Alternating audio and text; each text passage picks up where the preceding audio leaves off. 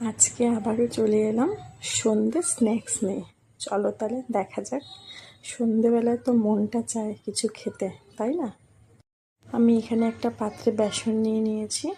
দেখো পরিমাণ মতো নিয়ে নিয়েছি লবণ, আর নিয়ে নেব পরিমাণ মতো হলুদের গুঁড়ো, আর নিয়ে নেব লঙ্কার গুঁড়ো।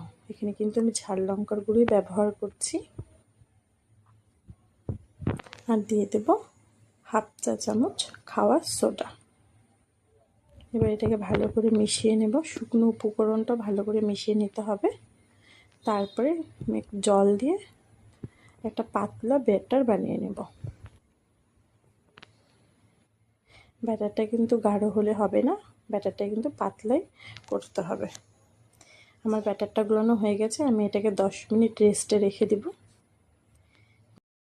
এবার আমি একটা কড়াই বসিয়ে দিয়েছি, তাতে দিয়ে দেব 2 চামচ সরিষার তেল, দিয়ে দেব একটু সাদা জিরে, দেখো এখানে দিয়ে দেব লঙ্কা কুচি, আদা কুচি, তার সাথে দিয়ে দেব 2টো পেঁয়াজ কুচি।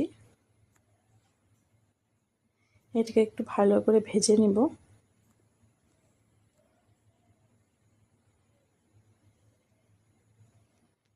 আমি এখানে সেদ্ধ করা আলু রেখেছি গ্রেট করে, সেই আলুটা দিয়ে দেবো এর মধ্যে।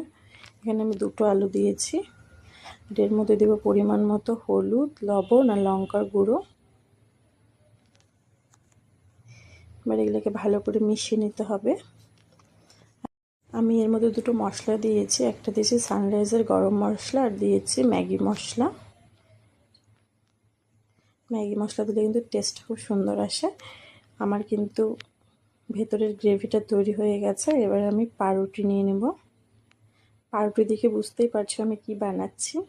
পাউরুটির ভেতরে পুরগুলো দিয়ে আর একটা পাউরুটি দিয়ে ভালো করে চেপে পাউরুটিটা কেটে নেব।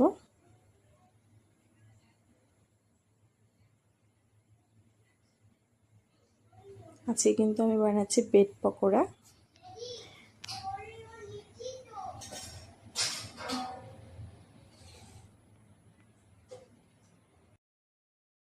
এবার একটা কড়াই বসিয়ে দিব, তাতে দিয়ে দেব সাদা তেল। তেল কিন্তু গরম হয়ে গেছে। দেখো আমি পাউরুটিগুলো কেমন করে বেসনে চুবিয়ে দিচ্ছি।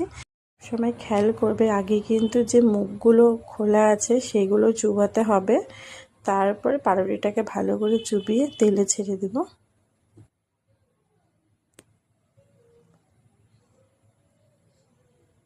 অবশ্যই কিন্তু বাড়িতে ট্রাই করো, খেতে কিন্তু দারুণ লাগে। আর তো সন্ধ্যা হলে